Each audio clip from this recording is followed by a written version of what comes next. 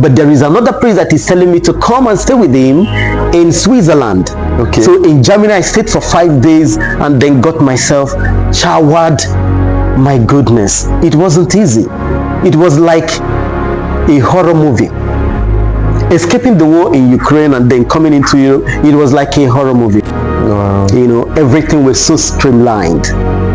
That sense of normalcy and that sense of, you want to study for 6 years, and at the end of the day, you're gonna be graduating in 6 years. And it was great until at a particular point when, after you felt that everything is, going normal, all of a sudden things just changed. That was in 2022. So we were about preparing for the first time BBS, and the war started. It was so devastating. In fact, it challenged my faith. And I was a kind of asking God, why now? I looked at my age. I looked at a lot of things. But the only thing that sustained me was faith. As a Catholic, we had to trek. You see lines of cars trying to escape the war. We have to trek with our hands holding the small briefcase and the code. It was another thing. So that is what in fact encouraged me to keep on moving, save my life first, and then talk about medicine tomorrow. So what I was so interested in, you left Spain to come back to Nigeria because of the language, because I had the passion to continue medicine. In fact, I had documents to travel to the US. I have US document as I'm here. I can travel to any part of Europe. Sammy, to be honest with you, to study medicine in Nigeria, I was like, God, what have I done to myself? So it is not a do or die. As a priest, we entered the seminary 170. We entered from our JSS 1. But how many of us at the end of the day became priests? We were only 16 that became priests. So my name is Reverend Father Victor Chibuike Ndema. I am a Catholic priest of the Diocese of Orlo, Nigeria. I was ordained on the 20th of August, 2016. And by God's grace, this August 20th, I will be 10 years of priest. 10 years. Wow. Yes. Wow. That's amazing. So you're welcome, sir. Thank you. I really appreciate you for coming here. And one thing about what your story is, where people come to share their life experience and then to encourage people out there. So Father, I know you've been around everywhere as a father, as a teacher, and even as a medical student, right? Yes. And you're in 400 level. Yes, I've been 400 level. As father and a medical student, how is it for you? It hasn't been easy for me because life experiences has always been tough. But we can always, as human beings, swim against the tide. So it hasn't been easy combining these two vocations, because I see medicine as a vocation, so as also priesthood. So it hasn't been easy, but it's only the grace of God that we can always push forward to be the best, offer the world the best that we can. Because a lot of people, they are hoping on us to really achieve our life purpose, so that is it. So you were ordained a priest 10 years ago? Yes, I was ordained a priest 10 years ago. Wow. So before that, you have a degree before that? Yes. Now, before I became a priest, so because I normally tell people I studied in the seminary for almost 18 years to become a Catholic priest. Yes. So I left my parents' house to obtain the formation to become a priest at the age of 11. I left home and then went to the seminary. After the seminary, the secondary formation, I did my philosophy. So I graduated after four years of philosophy degree, graduated with the best results, and then went for 1 year long apostolic work After that, I began theology classes. So theology 4 years again. So after that, another 1 year long apostolic work before I was ordained a deacon. And then subsequently the next year, 2016, I was ordained a priest. So Wow. it has been a very long Wow. journey to become a priest. 18 good years. 18 years. Yes. So when did the vision or whatever of medicine came in? So because after our ordination, as a priest is a medicus. Okay.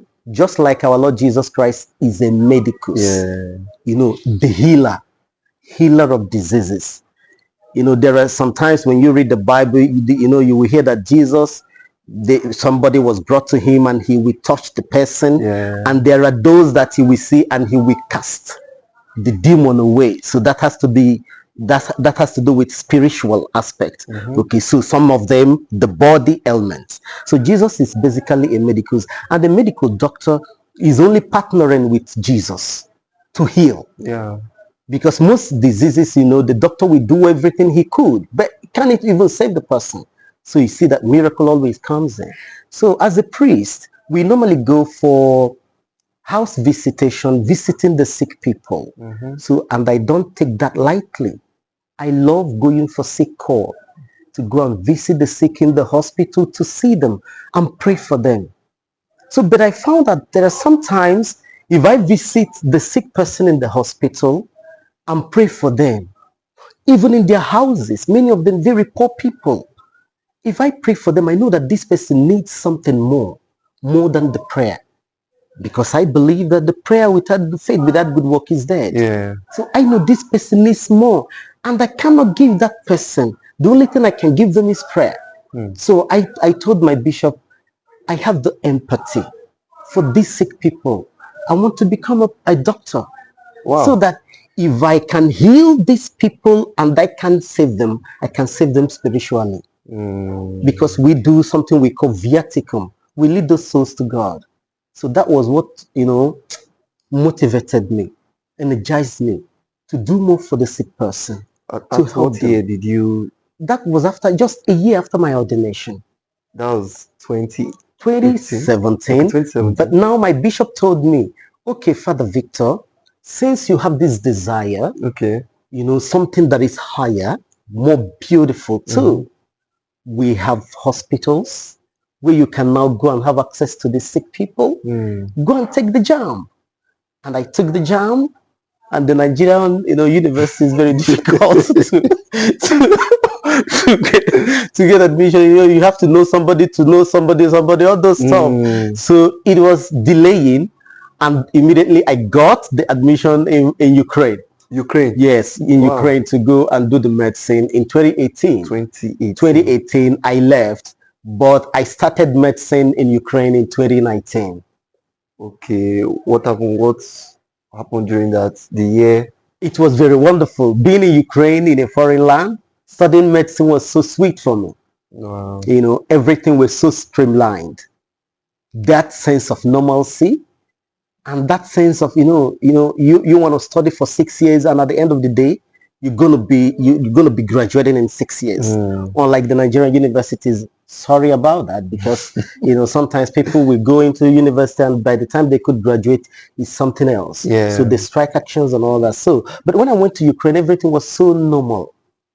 Everything so beautiful, the environment, the classes, the library. You are given textbooks, you are given everything. And it was great until at a particular point when, you know, after you felt that everything is, you know, going normal, all of a sudden things just changed. That was in 2022. The war? Yes, the war. The war. Because in 2022, I was in third year. Okay. In 2022, I was in third year, and I was about preparing for our first MBBS. Okay. Because the method of medicine in Ukraine is quite different from the way we study here in Nigeria. Okay. So we only take 2 MBBS. You take the first one in third year, and then the second one in 600 level. So we were about preparing for the first MBBS, and the war started. It was so devastating. In fact, it challenged my faith. And I was a kind of asking God, why now? Why not shift this war? Why not stop this? I looked at my age. I looked at a lot of things. It was like the world is just coming to an end. But the only thing that sustained me was faith. As a Catholic priest, trusting in God. I trusted in Him. For me, good things happen, bad things happen, but God knows the best. Yeah. And because the government of Ukraine, they were telling us that the war was media hysteria. So the war is not going to happen. We shouldn't worry about it. There is no war. What I did was to carry very few of my luggages. The rest of my luggages, they are still in the place, in the parish, in the cathedral where I live. I carry small thing, and then we ran to the western part of Ukraine, because the war wasn't more serious over there. Okay. So on going there, and we found out that millions of people are trying to escape the war. That was when it dawned on me that my dream is coming to an end. That was what I was feeling that moment. And also my life is at risk. I was just watching myself. Do you take the medicine to become a medical doctor, or do you want to save your life? And I told myself, he who lives to fight again. That was what made me to escape with other people. How did you guys escape? We trekked. I left Zaporizhia because I live in a city where there is a nuclear power plant which has about 6 reactors. And if anything could happen to that reactor, it will spill not only in Ukraine, but in the whole of Europe. It is the 3rd largest in the whole world and the 1st largest. In fact, the largest in the whole of Europe. So we left there. They only, reached a little ceasefire for us to evacuate. Okay. So they put us in evacuation train to Lviv. Okay. Now from Lviv, we had to trek a long distance to get the taxi that we had to pay $1,200, like a form of bribe, because everybody wants to escape the war. We paid this man $1,600 in order to leave that particular place. And we now got to Hungarian border. But before we got to Hungarian border, we wanted to get to Poland, because I had a family, a friend, a medical doctor. I saw that man, that somebody that's going to be a mentor to me as I'm studying medicine. Okay. So he's a surgeon, a cardiologist. So he told me, Father, you can come and stay with us in Poland. Okay. Just come over. But on getting to the border of Poland, they're already stopping Nigerians, Africans, from entering Poland. It was another thing else. It was something else. It was another horrible thing that happened to me. How can human beings, be segregating against their fellow human beings? Because these people are blacks. So we were turned back. So some of our guys over there told me, Father, no need of coming to Polish border. Just divert to Hungary. And we got there. And in February, imagine us, I left Ukraine on the 25th of February and got to Hungarian border on the 28th of February. We had to trek.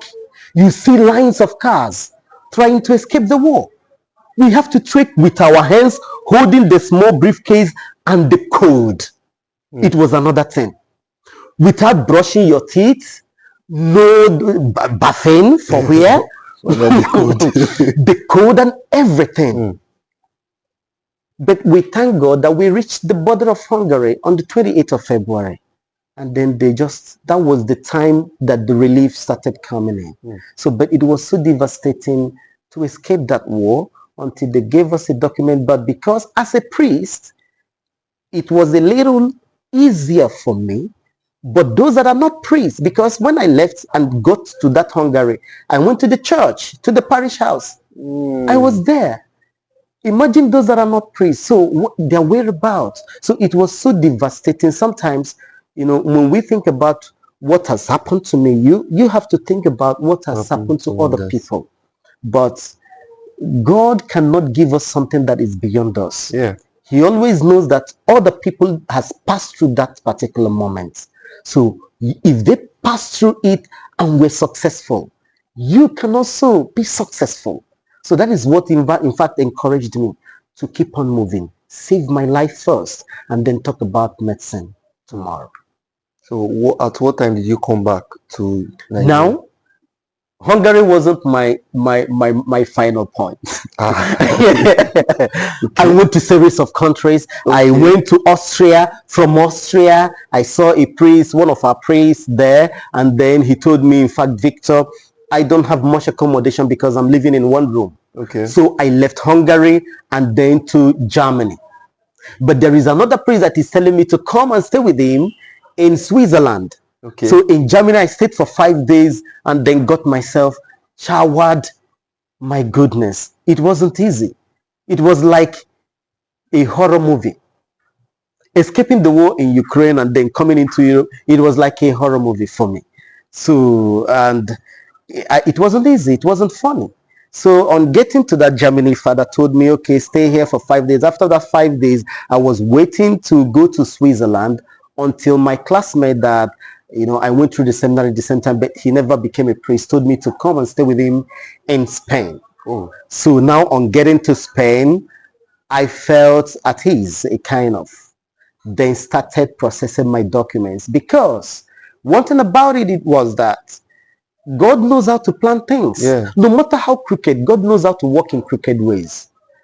In Spain, they gave me all the documents, resident permit, working permit, everything. Give me housing, paid for my house, paid for my feeding, give me money. They pay me every month 700 euros for doing nothing. As a father or as somebody that escaped the war. Wow. As somebody that escaped the war. It was very beautiful, because these people, maybe they're putting themselves in the shoes. That is empathy. Okay? You have empathy for what other people are passing through. So maybe the European Union or whatever, they had empathy for these people that escaped the war. So they're doing it not just because I'm a priest, but they're doing it the same thing for every other person. Okay. So insofar as you escape the war from Ukraine, they're going to do the same thing for you. So they even, because I was even willing to continue my studies, because I was so mad with this medicine, I just was mad about to become a medical doctor. And because the only thing motivating me is because I just don't want to disappoint people. I don't want to disappoint myself. I don't want to disappoint those that even trusted in me. That I want you to become a medical doctor. Continue riding. I went there. I told them I want to continue. And they gave me admission without any exams. In Spain? In Spain. Wow. UPNA, the name of the university is Universidad Pública de Navarra. I was enrolled. And they didn't start me, they didn't tell me to start from year 1. To start from year 3, 300 level. I joined them, but because I was so, I don't know whether to call it, I was so over desperate to begin classes immediately. Okay. And there in the university, they use Spanish in the classes. They cannot, because of me, change the modality. Yeah. I was the only African person in the class. So they teach in Spanish. I started immediately, I told them, and they told me, go for the language classes. For free. In Spain, before you do the language program, you pay a lot of money. Not only in Spain, all of Europe. You pay a lot of money for you to, to get the language. But they told me for free, just to get the language. I don't want to get the language, I want the medicine. I go to the classes, they teach in Spanish, but I will do Google Translate. All the handouts, your portal, I go there because the materials are there. I only go there and then put in Google translate the whole document. And how beautiful and good it was. During exams, they translate my own exam. The professors, they go out of their way to translate in English. Others will be because you write the exams on the computer. My own will be, I'll just mark it typed in English. So they give me all benefit of the doubt. So, but at the end of the day, I found out that if I'm doing this, it's like I'm teaching myself medicine. I'm not doing myself any service. So because I jumped into it immediately, I could have done the language, get the language to be able to do the medicine. Medicine is very difficult. It's a very difficult stuff. It's difficult for you to study it in English, not to talk of in another language that you don't even understand. So that was what happened. So, and I told my bishop, in fact, I made a very costly mistake. That is why it's not good for you to jump into decisions that is very vital. So I told my bishop the best is for me to come back home, so that I come back to Nigeria from Spain. Why you just wait and when you're so desperate about medicine? About medicine. Wow. So many people that left the war, they never studied medicine again. They abandoned it. What were they doing? Many of them are doing something else. Okay, money, to get money. Wow. And you see that these people that abandoned medicine, for me, my own analysis, is not people that wanted to study medicine out of the passion. Because you must have passion for something before you can even do even better as you become a good doctor. So they left. But I was so interested in you left Spain to come back to Nigeria because of the language, because I had the passion to continue medicine. I had documents to travel to the US. I have US document as I'm here. I can travel to any part of Europe to do whatever I want to do. But if I keep on junketing from one country to the other, when will you finish medicine? When will I finish medicine? Wow. That was what made me to come back home. Wow. Passion. Yes. This is so interesting. It's so interesting. But you know, there is this funny thing that people were, I don't know, for people that were in that country where they had the war, some people left, some people came back, and the rest. To continue medicine in Nigeria now, how was it for you? Sammy, to be honest with you, to study medicine in Nigeria, I was like, God, what have I done to myself? Even but I don't blame myself. Sometimes it's not good for us to start to blame ourselves, okay? The only consolation I had was I didn't cause the war. Or else, do you know that I should have graduated as a medical doctor last year? 2025 should have been my graduation year as a medical doctor. So, but I know coming back home to study medicine, you know, I wanted to just study medicine as somebody that studied abroad. That pride of studying medicine abroad, and people, if you come to any hospital, I study abroad. People, the environment, in fact, if you go to the classes, the classes alone will intrigue you, honestly. It's so beautiful.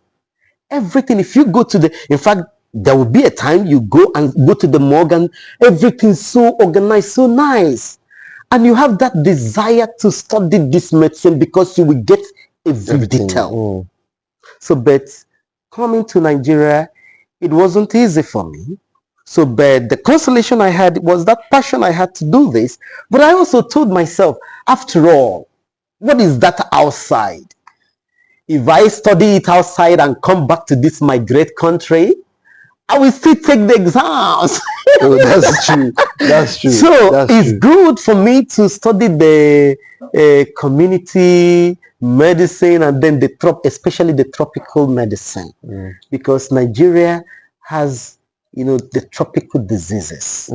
The medicine I will study over there, they don't study the tropical diseases, okay? So but here in Africa, we have them like the malaria, Ebola, all these diseases, they don't have them. The only thing they have over there, cancer and all the rest of them. But here, We have the tropical, so it's better I stay here and study that tropical diseases and all the rest of them, so that I get the background, I get the empathy of our people as I'm studying it. I go for clinical rotations, clinical postings, and then experience our people. So that was what motivated me to say, okay, just go and study it. No matter, don't look at the environment you are studying it, just study it, because I think I have the best professors over here. Okay, so I have the best professors in Nigeria, especially in this in this IMS that I'm studying the medicine. So they're very good professors. Yes. So Father, let me ask you a question. You know, looking at all this journey you've been through, you didn't look at your age. Didn't you consider, am I not going older and the rest of it? Because that's one thing I feel many young ones are thinking of, that this thing I want to do, considering my age, would it be something like I can have the passion to study medicine, and I graduated from a course at the age of, let's say, 25. Yes. I'm like looking at it that, oh, I want to go for medicine, and that's 6-7 years. Is it not something? But for you, what did you? There is something I normally tell people as a priest. I counsel them. I tell them, in this life, you are not in competition with anybody. We are not in a race. You know, like in a relay race or whatever. I say, on your marks, get set. Who comes first will get the best award. No, we are not in a race in this life. And purpose has no timeline. We must have to have purpose. What is the purpose? That always motivates me. I considered my age, but that didn't impact me in the purpose I have. To care for people. So anybody that is thinking that, oh, I will study this for this year, that person should look at me. I studied to become a priest for how many years? For 18 years. And it didn't stop me from doing another. This will be, in fact, if I graduate as a medical student, I become a medical doctor, it will be the 3rd degree I'm getting in my life as a person. The 3rd degree. I didn't consider any age about it.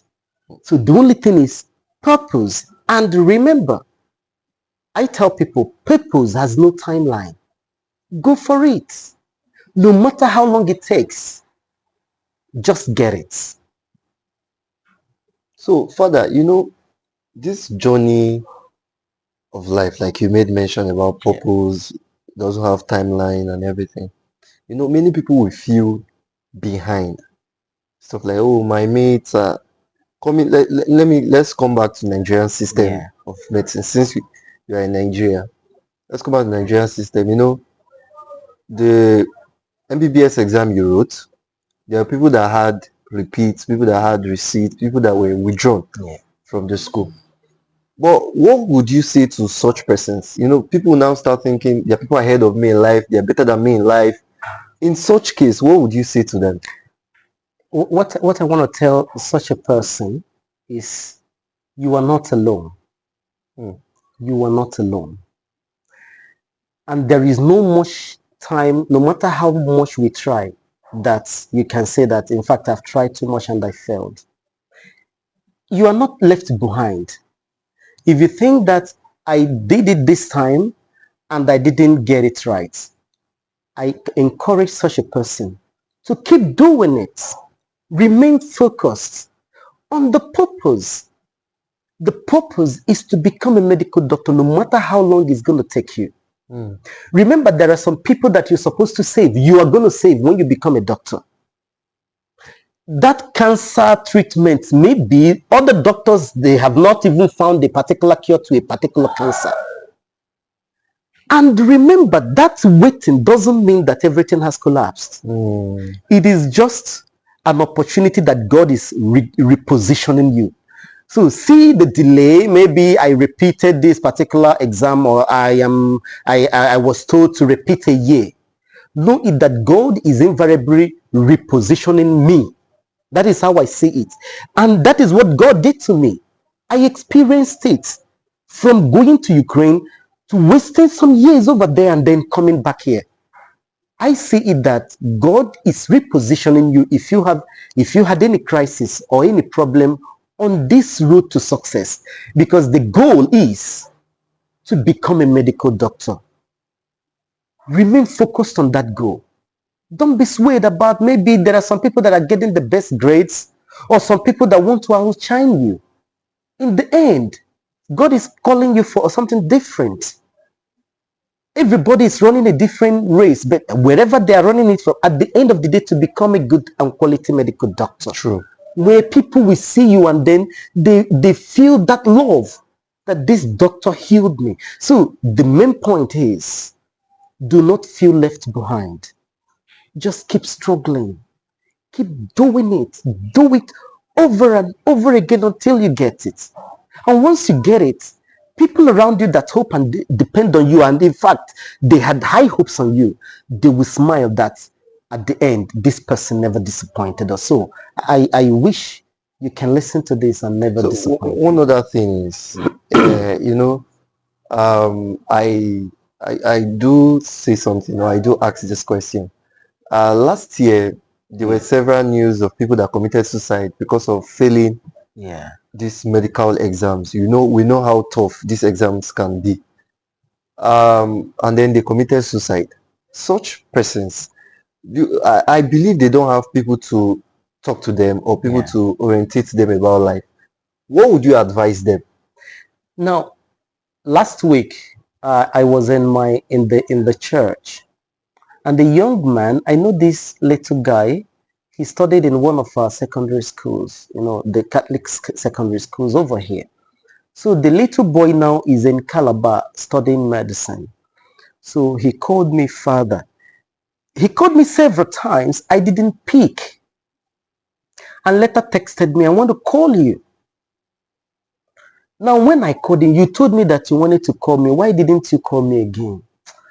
Father, what he told me, father, why I was calling you was that I was feeling so depressed.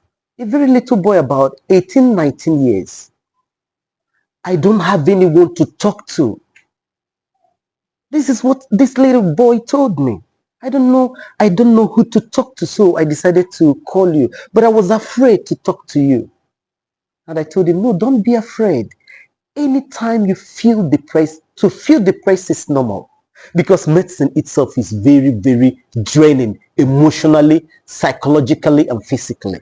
So it's normal to feel depressed, but you can't bottle it up. Just find someone you can, confide in. And if you don't have anyone to confide in, talk to your parents, okay? So it's not a do or die. You cannot kill yourself because you failed any exams. Even if you fail, try again. If then they tell you that it's enough, you can't try again, there are other opportunities. See it that maybe this is a way that God is telling me you are needed somewhere else. And when you remember this and realize this, you will even be best in that other field that God is calling you.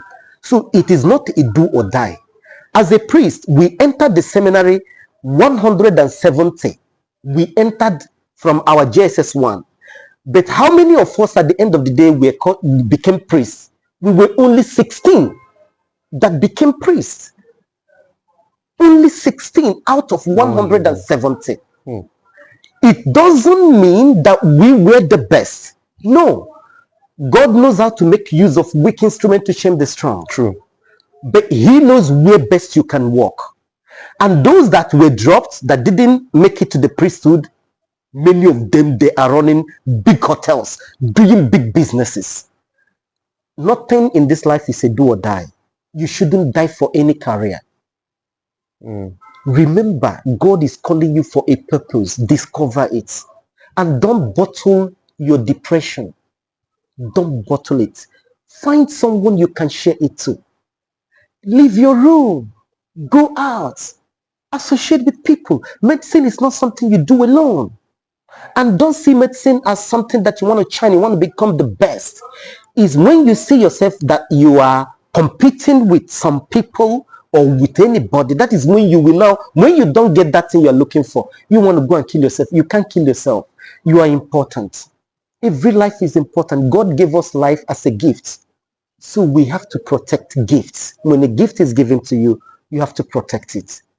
So that is the advice I give to You are important. You are are very important. Father has said it. They are very, very important. So let's ask Father one last question. Father, when you were in Ukraine and during the whole process of the war, and you said something about your faith, Yes. how were you able to handle those stuff? Because seeing that how you left Nigeria just to study medicine in Ukraine, and then everything now like turned back. It's like your passion is another side, your life is another side. So how were you able to handle your faith, seeing that you're someone that believes in God so well? Yes. I am a believer in God and I preach to people. It's easy to tell people you have to be good. Now when it comes, when it dawns on you, then you understand what you preach. It's easy to preach to some people, to do something. So preach to them, have faith. When they come to me, Father, I am having marriage crisis. How do I tell them, have faith in God. And some people will come, I'm having this problem. I preach to them, have faith and believe in God. Everything will be all right. Now what happened to me is now you. Yes. So I had to preach to myself that yes, sometimes bad thing can happen to us. It doesn't mean that God is away from us. God is always close. So, but that thing that happened to me now, I see that crisis as a stepping stone. But I always see God, that inner voice telling me, do not give up. Do not lose hope. God still loves you. I was in the train, in the evacuation train, and my bishop here was calling me on phone to make sure that I leave that place safely.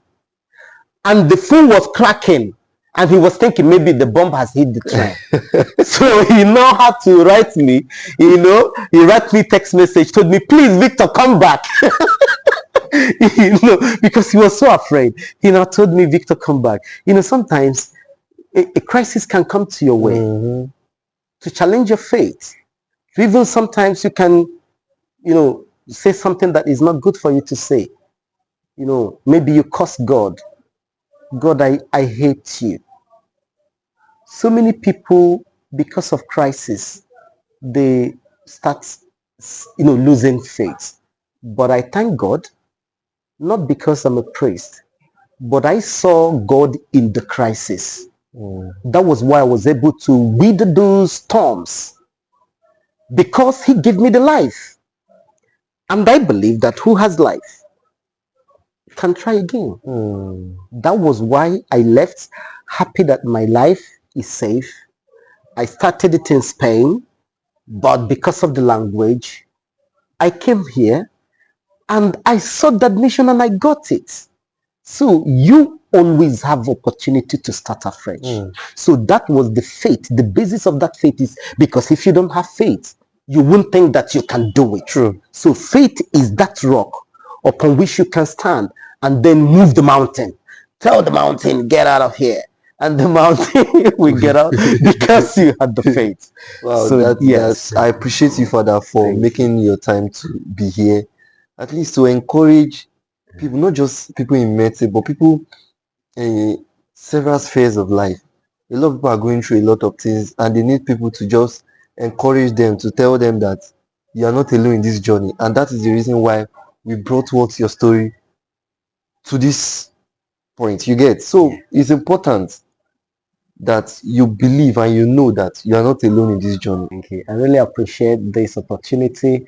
And my last word to everyone, especially medical students, is do not give up, please, and be each other's keeper. Do not pass the exams alone. Help each other so that you don't give your brother or your sister an opportunity to go and commit suicide. Please help one another so that we all can graduate as medical doctors and save human lives. Thank you.